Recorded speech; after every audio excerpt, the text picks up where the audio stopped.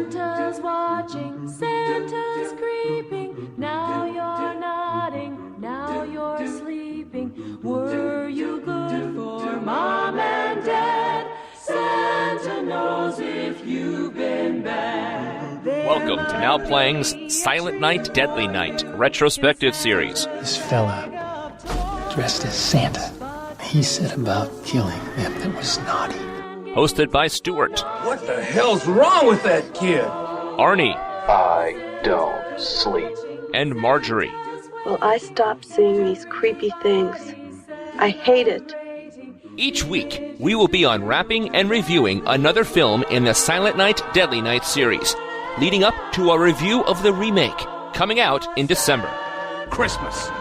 The #1 holiday for people going nuts. But be warned, opening this gift will give you detailed plot spoilers and harsh language. Listener discretion is advised. Merry fucking Christmas. Santa's creeping. Now you're nodding, now you're sleeping. Were you good for Mom and Dad? Santa knows if you've been bad. Today we're discussing Silent Night, Deadly Night 3. Better watch out! Or what? You'll bore me to death? Starring Bill Moseley, someone I've heard of. Richard Beamer, Samantha Scully, Eric DeRay, Laura Herring, and Robert Culp. And directed by someone I don't know, Monty Hellman. Who I do. I'm Arnie, but am I live or am I Memorex? Stuart! In LA. And I'm Marjorie, and I am not blind. Too bad. You would have enjoyed this more. Possibly. I don't know. I imagine hearing it only would have been worse than seeing and hearing it. It would have just been like one of those 90s mood music movies, you know, like the New Age kind of that sound like a pencil sharpener that happened every now and then. I'm not sure what this soundtrack was. It was like Kataro meets Twin Peaks. This is the kind of cast you expect to see at Celebrity Jail at Comic-Con, doing different things. And somehow they all wound up here in a movie. Like casting happened at Autograph Alley? It might have just been, standing around shooting the shit and being like, hey, well, why don't we shoot a movie? Well, as I've said on the previous 2 podcasts in this series, I know nothing about these movies going in. Seeing Silent Night, Deadly Night 3, better watch out. I had no idea if it was going to be connected with the previous ones, if it was going to be Billy, if it was going to be Ricky, but I did quickly find out Ricky does return, but sadly it's not Eric the Eyebrow Friedman. Biggest mistake of the whole production. Why couldn't they get that guy back? I think he was doing one-offs of Full House or something. I mean, he never had another role as prominent as this. There was never anything else going better in Eric Friedman's life. I mean, he should have milked this train, and they would have been lucky to keep going with the humor that they had with this last one. But, Bill Moseley is no weak link. I mean, he made this in between Texas Chainsaw Massacre 2 and that Night of the Living Dead movie we just saw. And, of course, he's appeared in a lot of other horror. He's a veteran. Dare I say he might even be a horror icon at this point. I would agree with horror icon. I think House of a Thousand Corpses cemented it. But you gotta think in 1989, he probably looked like a trade up. You're getting Chop Top from Texas Chainsaw 2, and now, instead of just taking the scalp off his head, you're taking the whole skull off his head. At this point, he was being typecast as a guy with no skull. Yeah, but you put that glass dome on him, he can't raise his eyebrows. I mean, it screws with the whole character here. You had someone last time that looked like someone from a spring break 80s comedy, and now Bill Moseley looks rode hard, put away wet. It's just a different take on the character, I suppose. But also keep in mind, this came out in 1989 when the direct-to-video sequel market really started to take off. The 90s was certainly the heyday, but the late 80s is when they started looking and going, what can we make really on the cheap and put out for gorehounds to just eat up? What can we make a profit on? Just shitting it out onto VHS. And yeah, getting Bill Moseley probably was right along the lines. He was probably already hanging out at the Fangoria offices when they were soliciting for screenwriters. It should be said, direct to video, the market was probably less than a year old when they gave this movie the green light. This is one of the first movies to be put direct into the pipeline. They knew they weren't going to go to the theaters with this. I'm not even sure the second one went to any theaters, but this one, they knew they were targeting people that were going to rent it. Another big coup, I've got to say, this director, Monty Hellman, is a git. I've never heard of him. So what has he done? I haven't really been that familiar with his work, but he's a veteran. He's worked for decades, and he worked for Corman. He made a horror movie with Boris Karloff and Jack Nicholson for Corman called The Terror. He made a counterculture movie in the 70s that's well regarded that I could never sit through called Two Lane Blacktop. He steps in during times when projects are in trouble. He did second unit on RoboCop. He's helped out other directors with getting coverage for A Fistful of Dollars. He works a lot. A director died, and they gave him the Muhammad Ali movie, The Greatest, to finish. I thought you were going to say he did Ali. I'm like, why didn't you lead with that? No, that's Michael Mann. This guy is not anywhere in Michael Mann's shoes, but he is, I would say, a well-regarded craftsman who steps in for trouble projects, and every now and then has had a movie that has connected with critics and film buffs, if not exactly mass-market audiences. He produced Reservoir Dogs. That's probably his greatest claim to fame. You know, this was the film that kind of killed his career. I mean, I guess that's not surprising, but he didn't make a movie for 20 years after this. And as basically said, he kind of stumbled into it, that he was asked to write it in a week, film it in a month, edit it in another month, and in 3 months, it was already screening at film festivals. It was being moved to home video market. He's proud of the fact that they were able to cobble something together in 3 months, which is an achievement. No matter what you say about the movie or the quality itself, it's hard to make any movie, even a bad movie, in such a time span. Concept to hitting play on your VHS less than 90 days, that's pretty impressive. If you say so. I'm not gonna... It's not like he just put out a fantastic movie. Did you watch the movie Store? Well, I don't know that I'd be proud of this movie. Well, on the other hand, the best thing you can say about this movie is they're able to put it out in 90 days. I think that is the best thing you can say about it, absolutely. And having gone to film school, I gotta say, it takes a lot of work even to make a terrible film. I can recognize that for economy's sake, he did do a bang-up job. But no, it's not going to be a calling card you use to get more work. And like I said, he didn't work for 20 years. I just want to put it in perspective. In TV, you do all of that. 28 minutes edited a week was pretty standard in the 80s. So in 4 weeks, TV studios put out 2 hours of content. He had 3 times that to do 2/3 that. So I can't give him that much credit. If the movie was sterling, absolutely. It would just be a testament. It would be a bullet wound that he would show off proudly of his tour of duty. As it is, it's kind of a lame excuse to what we're about to discuss. Yeah, I think it put him into a career coma as deeply as that bullet in part 2 put Ricky out of commission. Let's just get into it then. Arnie, you've entertained us before with some musical plots. Do you have something for us this week? I do. It may be better or worse than the movie. I'm not really sure. But at least it's shorter. I'm so excited. This is becoming my favorite part.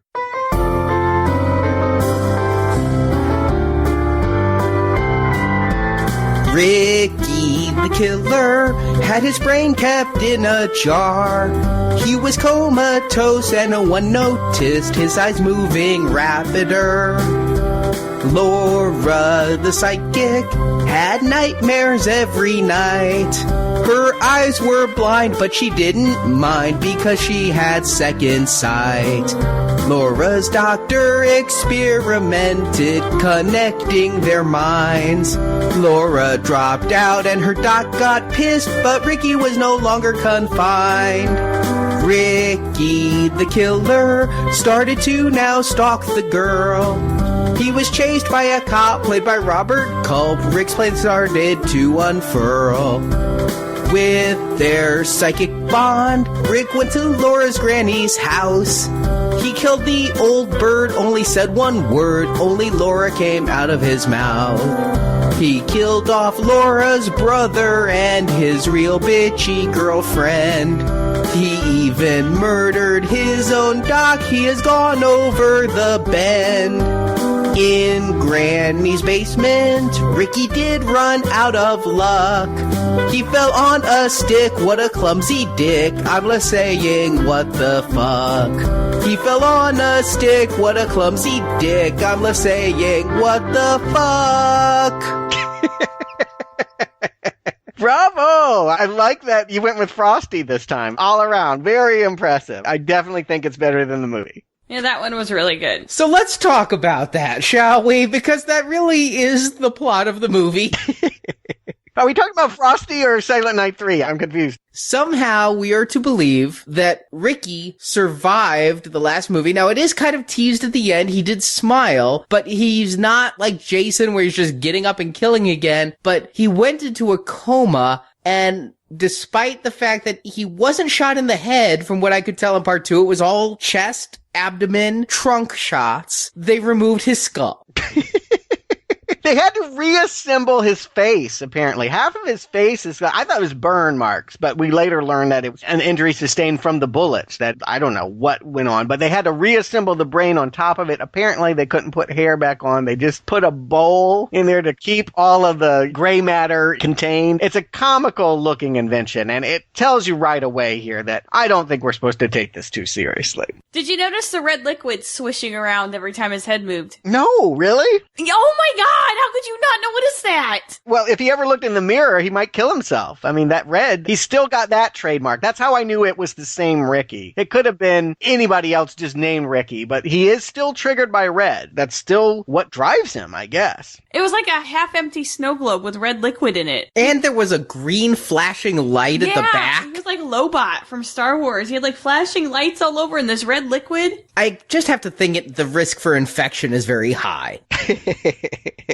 But you know what this tells me is I see a character with LEDs in a fishbowl and a brain head. I'm immediately thinking that somebody had high aspirations. This is a new Freddy. He's got his new deformation. He's got this trademark kills. He's the Christmas Freddy is kind of what I see here. I think that they're really trying to take it somewhere, and his brain is the equivalent of Freddy's burns. Yeah, well, and he's appearing in dreams. It should be said most of the time that we see him on here, it's visions. It's things that are happening in Laura's head. The movie starts, in fact, in this eerie white room where he lures her down a hall and tries to slash her with a scalpel. And is he also the Santa Claus? I believe he is Santa. That is what I took from that, but it is hard to tell who's under that beard. But it is Santa who attacks her, which is the only Santa Claus killer we get from this whole thing. But I actually kind of liked this dream beginning. The white room and everything, it was actually taking me back to a couple months ago, Stuart, with some of the Romero stuff. The way Dawn of the Dead started with red and Day of the Dead started with the white room. I was thinking maybe we're in for somebody who knows their horror and is going to pay some homages. Well, I got one whiff off of this, and yes, you could definitely go with Elm Street. It was in vogue at the time that they put this together. I'm sure that was an inspiration. But I think Monty Hellman was channeling something else. David Lynch, Twin Peaks. I gotta say, right from the get-go, you start with this Laura and this eerie synth music going on, and we see this dead ringer for Shelley the waitress lying there, and I'm thinking, this is giving me a whole lot of David Lynch coming out of here. And as we go through the movie, it's just going to keep surfacing again and again for me. Well, you do, of course, know Twin Peaks came a year later. Maybe David Lynch was inspired by this. I mean, there's two actors here who would go on to be Twin Peaks. I kept freaking out every time they would talk about Laura. You said this was screened at film festivals. I imagine David Lynch goes to film festivals. Maybe he went and had like major inspiration. Better watch out the TV series. Oh, the rights are taken. Twin Peaks. No, I did my research on this because I had to know. There was too many coincidences. There was too many Lynch ties. First of all, Twin Peaks, the pilot, was shot around the exact same time that this was shot. So it would have been happening simultaneously. Monty Hellman and David Lynch are friends. They both live here in L.A., and they know each other, and they shared a lot of actors. Ed from Twin Peaks had just been in Monty Hellman's movie. Harry Dean Stanton has appeared in both their movies. They use the same people. They're friends with the same people. This was an exchange, I think. I don't know who called who first. I don't know if David Lynch said, hey, I'm working on this TV pilot and you got to use these guys, or vice versa, but there is a strong Lynch connection. It's not coincidental. Being a big Twin Peaks fan, having recently rewatched them, I couldn't help but think Twin Peaks all the time. But wow, when you're thinking about something good while watching something bad, it makes that bad thing worse, doesn't it? First Twin Peaks alum, Ben Horn, is the doctor, awaiting when Laura comes out of her dream state. What is going on? Someone walk me through this. Okay, so a Santa Claus killer is put down, you scramble his brain in a jar and keep him alive as a vegetable. Your goal is to hook him up with psychics so that what? See, that's what I didn't get either, because we know why Ricky and Billy killed. This was no big secret. No! Watch the first one if you want to know motives. They spend 40 minutes on that stuff. I mean, my God. You don't need a psychic to know why they went ballistic. That's well documented. I was wondering if this was some kind of V-date. Or is this like some, matchmaker service where even in a coma we can get you a girl or something like that? What would be the purpose of hooking up chicks with comatose people? What could you learn? Well, let's take it back one step. Why are we introducing psychics into this series? This is like Jason fighting a telekinetic to me. We're only in part 3 and we're now bringing in psychics. That is my first problem. And the second problem is the entire plot is revolved around this psychic connection. I think that the fact that Ricky was a killer is incidental. He is that Dr. Newbury has a guinea pig and a psychic, and he's just trying to connect them because Ricky is somebody there in a coma and trying to make them connect. I don't think that Newbury had any devious plans of reviving Ricky. He was unfortunately not a Ricky cultist or a Ricky fan or something. I disagree. Later on down the line, when he gets to talking with Robert Culp, he definitely expresses some idea that science can restore our innocence. I mean, there's some lip service paid to the idea that I think he thinks that he can reform Ricky, which I would think a good way to start would be to make him brain dead and scoop his cerebrum into a jar. I think that anything that he was before is not going to be retained after you sustain that kind of injury to your cranium. But I definitely feel like his Mad Doctor plot is not just to get these two talking, it's to get her to cull his killer instinct. To what end? Why would he want that? Well, yes, exactly, because he's not exactly going around killing anyone. I mean, he's lying on a table. He's barely alive. It was a horrible plot. But then again, in most sci-fi and horror movies, the scientist usually is the instigator for horrible plots that bring about several people's deaths, including their own. You have a point. But usually they have a reason. Usually they're going for profit or for science. But here, I never quite could finger Newbury. I never... What? Well, he does sort of describe his procedures in a very innuendo-heavy way. I want to penetrate his mind deeper. She likes it. There might be some lecherous quality. He might get off on the whole idea. It feels like Matchmaker. It feels like a dating service here more than anything. It doesn't feel driven by anything so much as pervy curiosity. And my God, one nightmare would have been enough. He puts her down 2 more times in this opening so that we can replay old scenes from the previous movie. Yeah, that mother rape and her breast being torn open. I mean, they will just never stop showing that to us, will they? This is a franchise that really is into regifting. I tell you what, they keep wrapping up those kills again and again. You open it up every year, it's like, again, thanks, okay. And while it does show that there is this psychic bond, this goes on way too fucking long. Now, we spend 20 minutes in the hospital just establishing that Laura is a psychic being experimented on by Newbury. Given that we spend so much time in the hospital, I really thought he was Freddy and that this was going to be a ripoff of Dream Warriors and the whole thing would take place in the hospital. That's why we were spending so much time on the bitchy nurse and the doctor and the assistant. I really thought this was the supporting cast that was going to be slaughtered throughout, so I was dumbfounded when she then leaves the hospital. And that we find out Laura is blind as well, which I could really see that adding a sense of horror to this whole thing. It doesn't, but it could have. I think they filmed this in real time. I mean, the way that she's sitting there waiting for her brother, I think is the actual time it took for him to show up here. I mean, this movie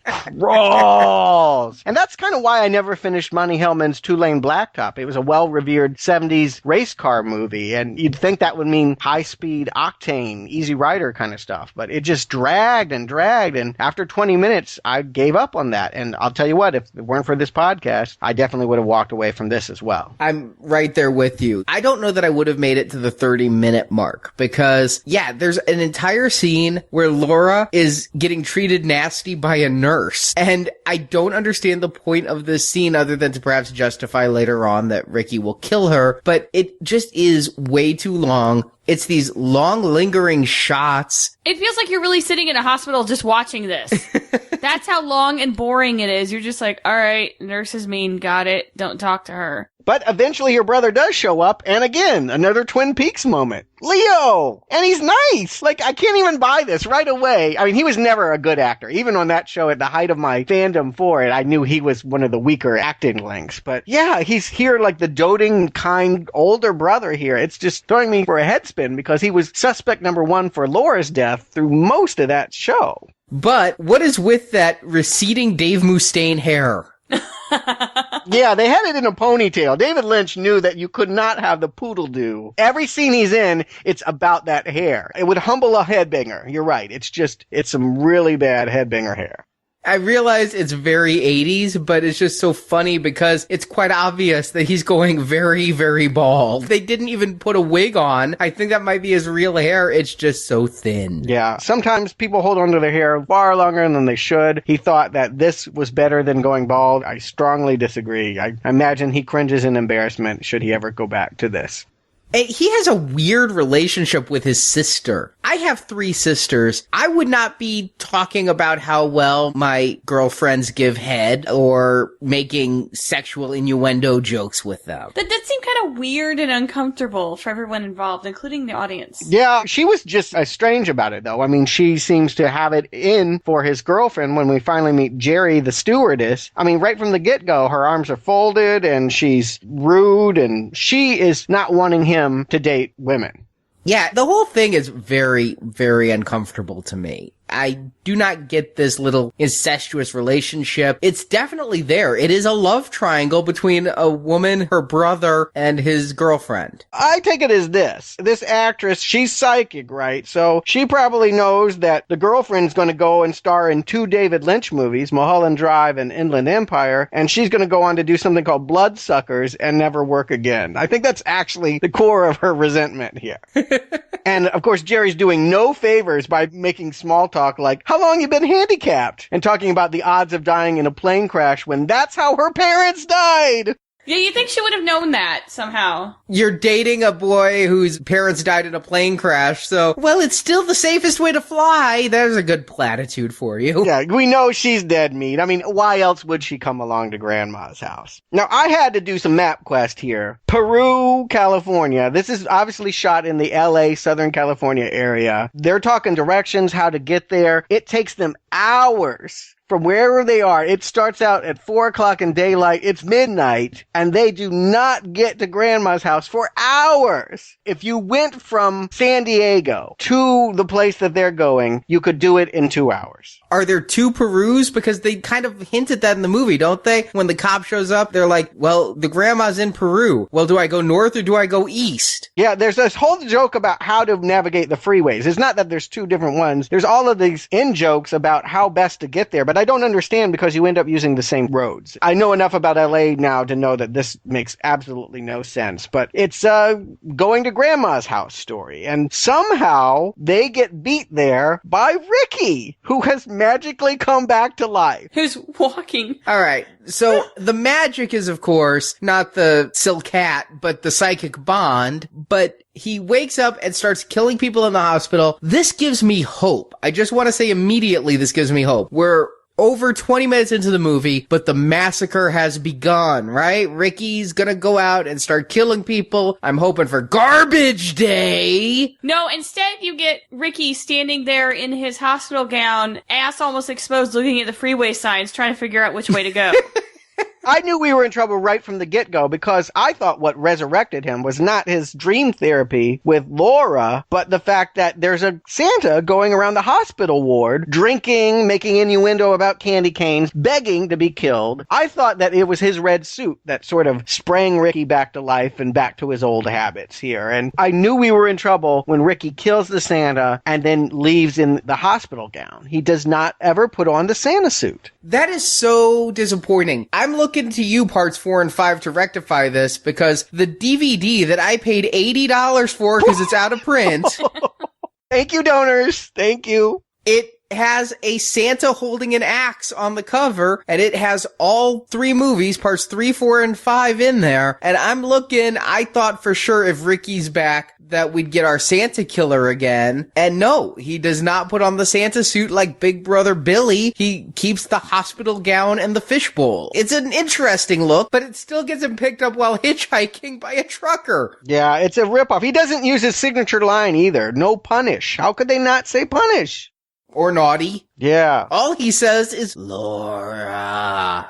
And can I just say that's an instant waste of Bill Moseley's talents. He was truthfully one of the high points of Texas Chainsaw Massacre 2 for me, with his wonderful, maniacal delivery. My brother Bubba and me, we listen to you all the time. And in House of a Thousand Corpses. He's really good as Otis. And the year after this, he would go on to completely own the role of Johnny in the Night of the Living Dead remake, where I thought it was the original actor driving gloves and all. And so to put him in this lackluster role, I mean, you say he's a horror icon. He's definitely somebody on the D list, but this man can act. And to put him in this, it's just disappointing. I was truthfully expecting a fun time with Bill Moseley in it, and they just have neutered him. Yeah, I think this is absolutely the wrong way to go. Even if you don't get Eric Freeman again for those hilarious line deliveries, you have a performance that is big. There's so many people walking around in a trance. There's so much about this movie that feels muted. You need an oversized personality to be the killer. But yeah, to have him be one word, stumbling around, essentially a village idiot with a very small scalpel. He doesn't have a great tool. He's not wearing the Santa suit. They have failed to set up Santa suit killer the way that he needs to be. It's really baffling.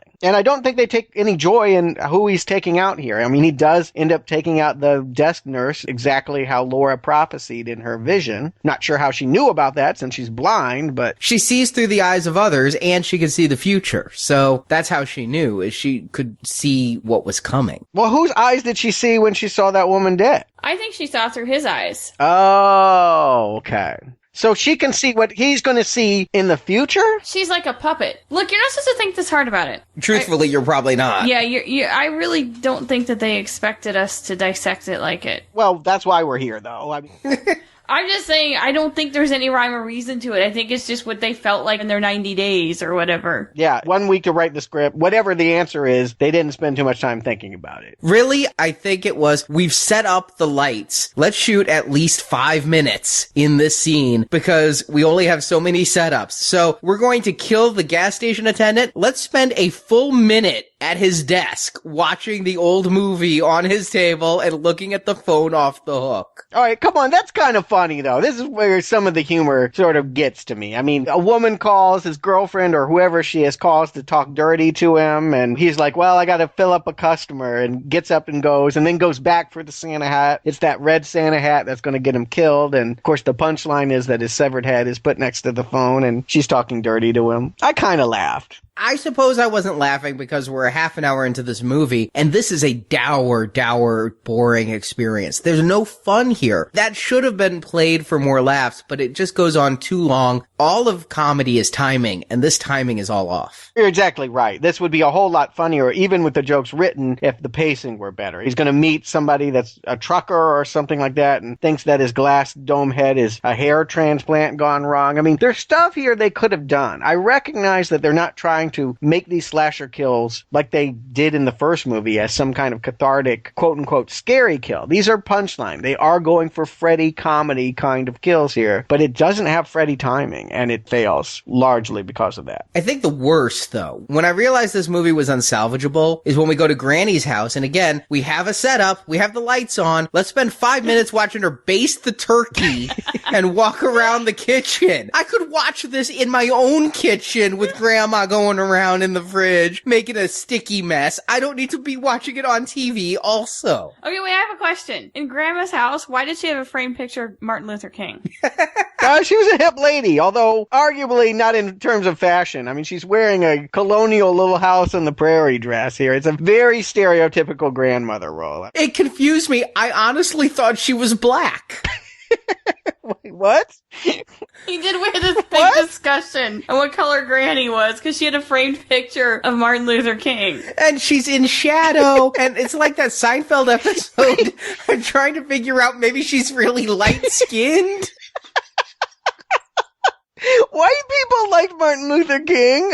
You're hilarious. You thought she was black. Wow. Well, your mind does wander. I give you that. When you watch this movie, you think about all sorts of things, waiting for something to happen. Of course, the son stops at the gas station and says, I'll be there in an hour. I'm like, an hour? Oh my God. But that's the tell that tells you that she's psychic too. She goes, the phone's going to ring, and then it does. So we know that Granny shares the same power as Laura. And this matters why? This helps her how? It doesn't help either one.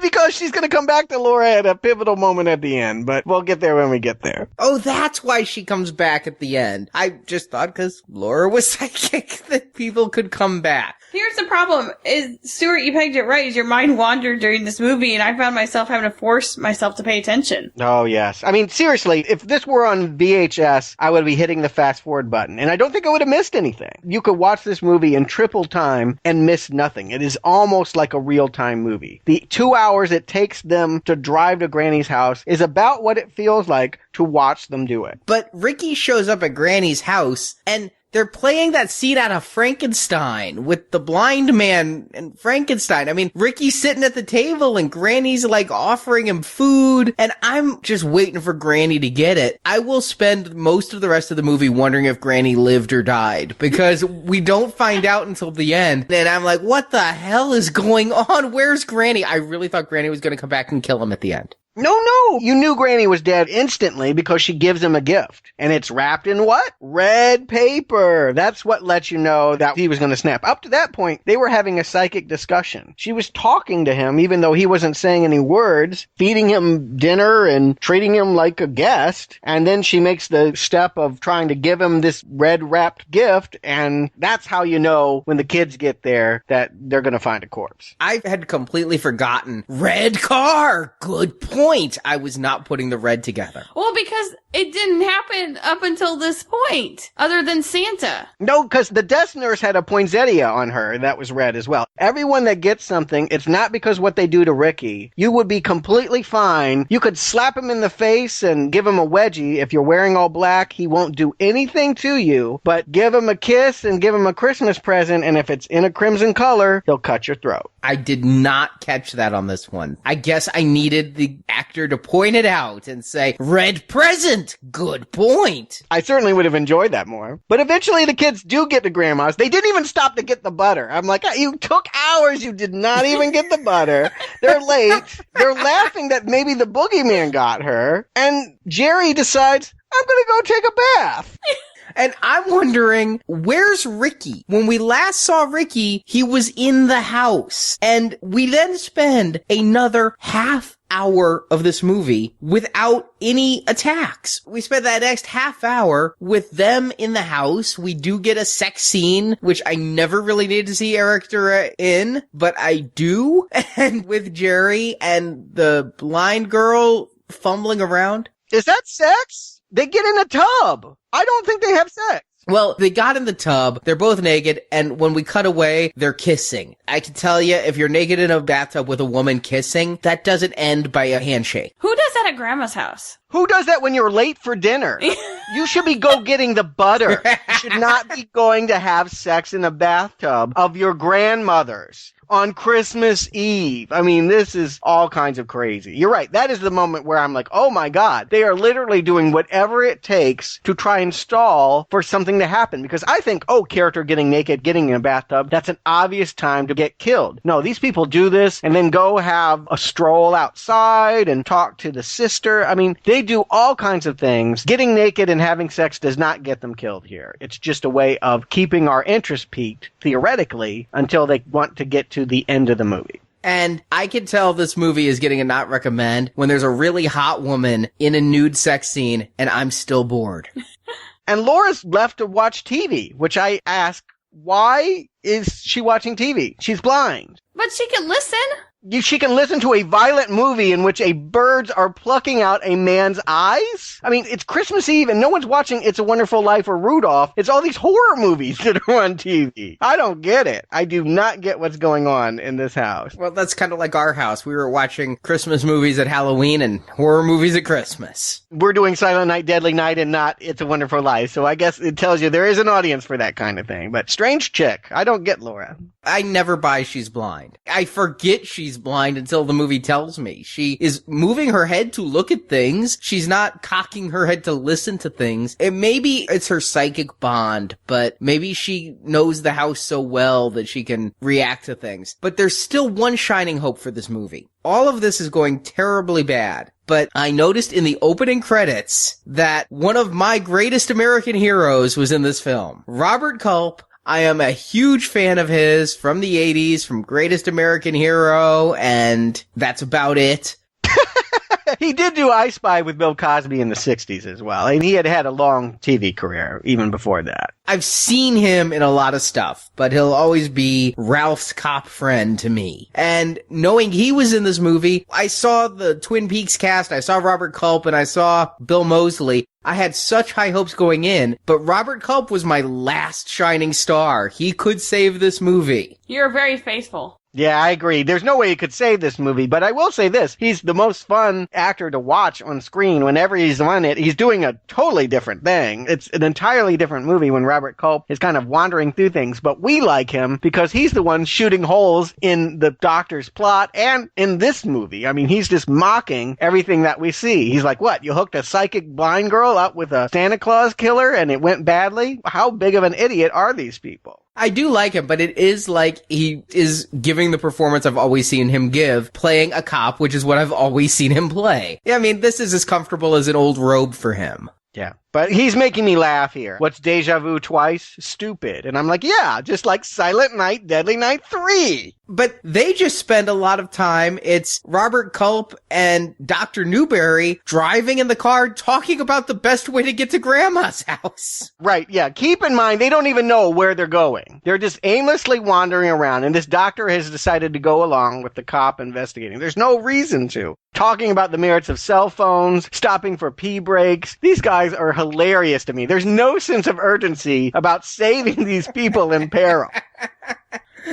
There's no sense of urgency anywhere in this movie. No, agreed. I mean, eventually we find out that the red truck got overturned and the phone has been cut and Ricky has kept popping up in windows and Laura's picture is gone. I mean, they keep building and building and building. Well, finally, how many minutes are left? 15? I think at some point when Culp gets to the gas station and says they're 10 minutes away, there's like 13 minutes of movie left. They're literally like, okay, the movie can finally commence at the very climax. Yeah, you are right. At the time when Dr. Newberry gets killed, there's 18 minutes left counting credits. Wow. I was writing down the times in this movie because there was nothing else for me to write down about this movie.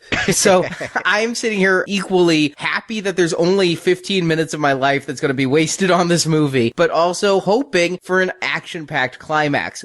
But can I say this movie did one thing right? I'm going to fight to give it a compliment. I was in suspense at the end of this movie because I never could figure out what Ricky wanted with Laura. They have a psychic bond, but this could go two different ways in movies. He could want to kill her, or he could want to fuck her. And given the history of rape in this series, I'm not sure where it's going. Yeah, we never knew. I assume kill because neither Billy nor Ricky made sexual assault a part of their slasherdom. I didn't think necessarily that he was going to do that, but this is a different Ricky this time. I don't know what he wants. Laura seems to want to. You know, when he finally shows up, he's like, he can't be stopped. He wants me. There's nothing you can do. And, you know, she seems to know all about it because she's replayed the first two movies again and again in her head for our entertainment. But... And for the elongation of the film that they had no time to make. Yeah, but the fact that she psychically touched him seems to have no purpose, even in this climax. She didn't see it coming. Granny didn't see it coming. For all of their powers of premonition, they still died like stupid idiots here. And this movie does take an unexpected turn, though, because they kill Chris, the brother. and it's left to be Jerry with Laura. And these two have been nothing but catty to each other the whole time, but now that there's a killer, they are literally hugging like best girlfriends, and they are complete partners now. I mean, admittedly, yes, there's no atheist in a foxhole and all that. Oh, Laura set her up. She set Jerry up to die. Look, Laura has been someone, as soon as she walked in, she's like, this chair has been moved 2 feet. She knows every inch of this house. She's like, my picture's missing. She knows everything. They're looking for a pistol, and she lets that girl go wander off to find it. She knows where that pistol is. She wants that girl out of her life. She let her go get killed. I mean, it couldn't have been more obvious of like, I forgive you, now go. I'll be right back. I mean, we all know what I'll be right back means. Well, we were watching Scream together, but I just think that that would have been more interesting in this movie if the psychic link was bidirectional and now Laura had some homicidal impulses. Yeah, let's kill the bitch, but that's not how it's played. No, definitely not how it's played. It's a typical spiral staircase. There's lots of movies about blind women being terrorized, and really, it's not that she's psychic, it's that she's blind that they're playing with the climax. That she's running around, she's leaving bloody handprints. The killer's able to keep up with her. It all leads down to a basement where she breaks the bulb so that they're equal and he's blinded as she is. It's really just a blind thriller. But he has lights in his fishbowl.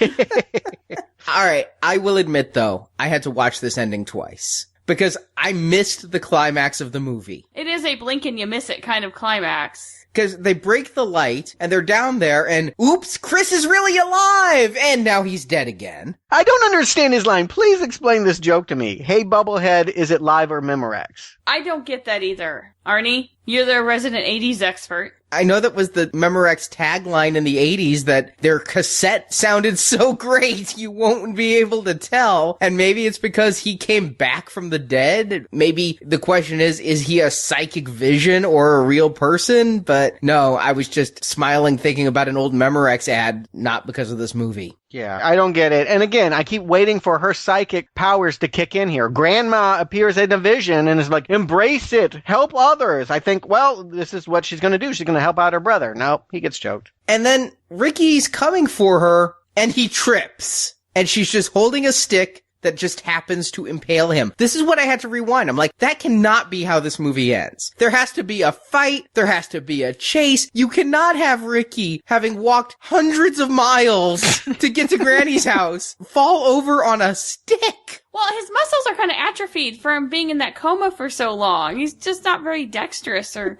sure on his feet. Oh, no, I understand why you'd fall over. I just can't believe that this is how she gets away. That she doesn't even get to put up a fight here. That it literally is just fall on your sword, the end. We don't even know that he's dead. Quite honestly, when the paramedics show up, they haul somebody away and say, we think we can save him. But I don't know if it's Ricky or Chris. I got the impression it was Chris. Because doesn't Laura go over and talk to him? Did she? I think she did.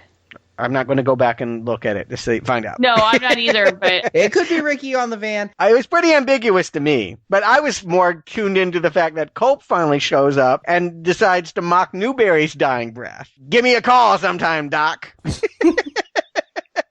Wow, that's cool. That is cool. What did this guy do? Well, his psychic experimentation did raise a killer from the dead and keep Robert Culp working. That's true. Good point. He should have been doing an I Spy reunion. If only Bill Cosby would return his phone calls. And then it ends on a real perplexing moment. Merry Christmas and a Happy New Year. See? Ricky does have more lines than Laura. For some reason, he appears in a vision. Is he a ghost? I don't know. He's wearing a tuxedo. What the fuck was that? I don't know. Yeah, he's in a suit.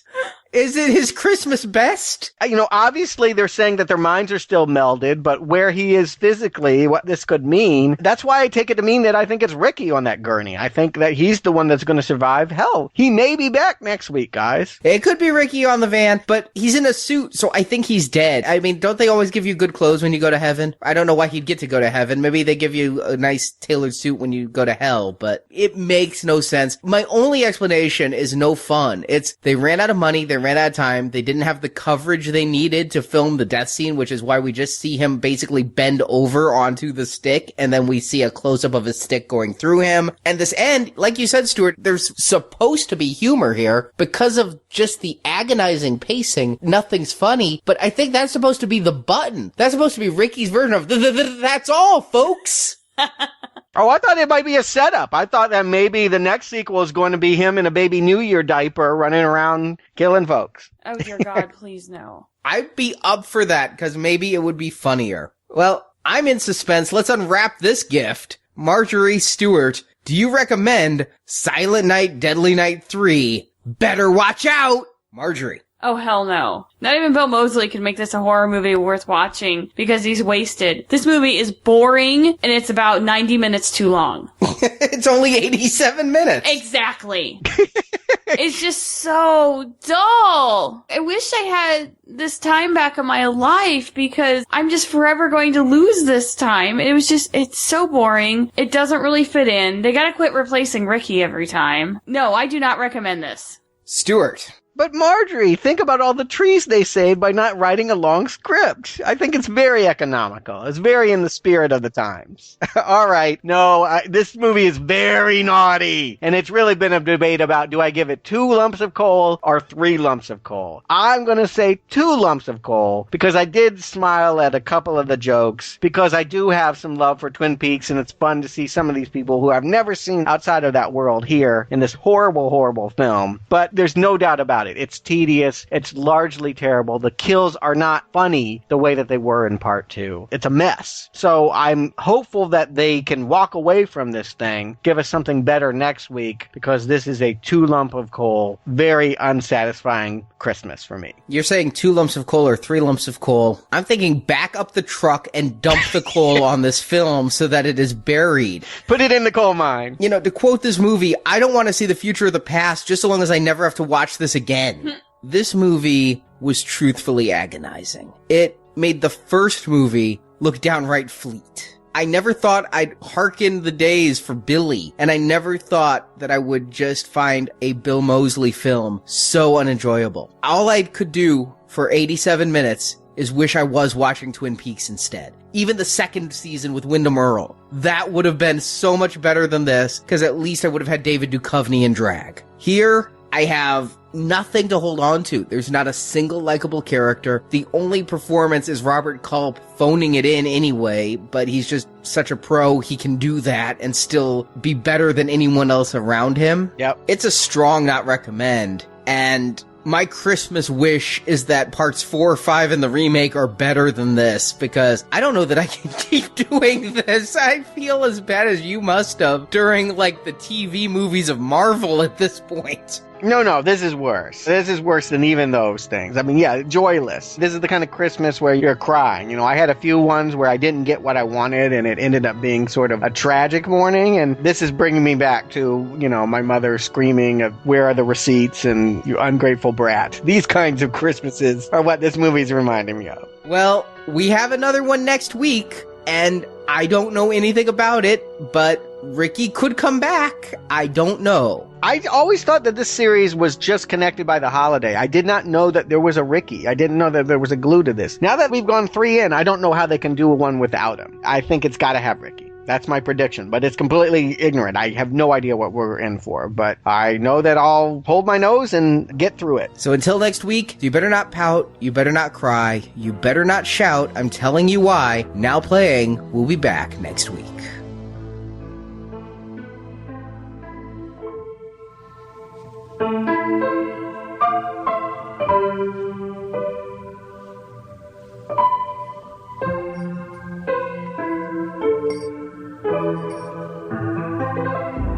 You're safe now. Santa Claus is gone.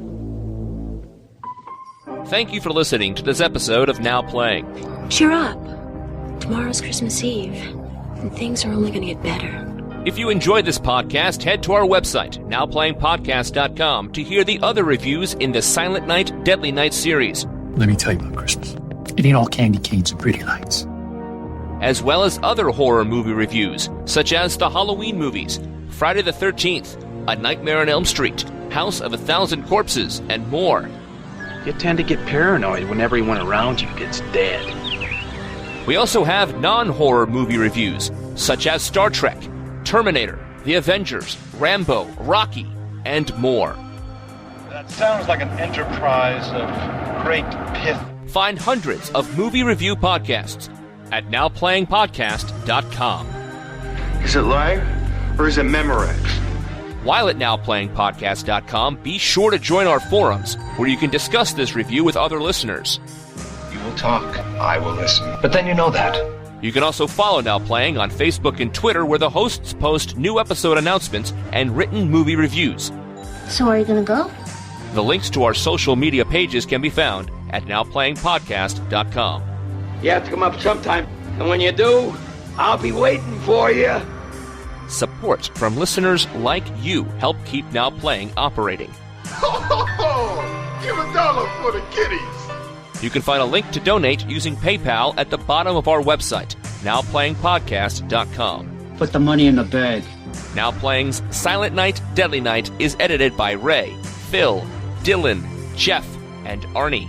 What are you, masochist or something? Now Playing credit narration by Brock. I'm finished talking, Henry. The Silent Night, Deadly Night films are the property of their individual studios and stakeholders, and no infringement is intended. Too many people get away with shit like that. The opinions expressed on Now Playing are those of the individual hosts and may not reflect the opinion of Venganza Media Incorporated. There is no logical explanation. Now Playing is a Venganza Media production, copyright 2012, all rights reserved.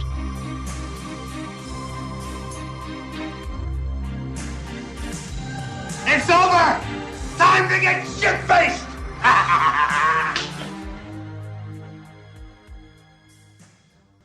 Naughty. Just a side note for you guys. I know you guys are big Twin Peaks fans, but do you know how Eric DeRay got the job on Twin Peaks? No. His mom was the casting director. Ah. She did the casting on Mulholland Drive also, as well as Showgirls. Didn't know. And Twin Peaks. Well, that explains why Agent Cooper gets the writhing underwater dance. Mm-hmm. And explains his hair. It's Elizabeth Berkley's wig. It is. Greatest American actress of our time. Punish! Hold on, I'm grabbing my notes. I used like 8 different devices, sorry. Hell, go ahead and watch the movie again. I mean, just hit on fast forward. It'll take you 5 minutes. You won't miss a thing. Naughty. He does sort of describe his procedures in a very innuendo-heavy way. I want to penetrate his mind deeper. She likes it. And Arnie wants to finger him. Punish! And maybe it's because the stewardess gives great head without hands, and Laura needs her hands just to find where the dick is. Blind oral sex joke not working, huh? No. All right, cut it. Cut that. Well, I was confused because she actually does do a sex joke. That's right. I thought that's what you were referring to, and then I realized. No, I was referring to where, when they meet, Chris tells me you gave good head, and you do it without hands, too. Naughty. I know, I mean, this movie couldn't have been worse if we had Bill Cosby here. We have to find Ricky!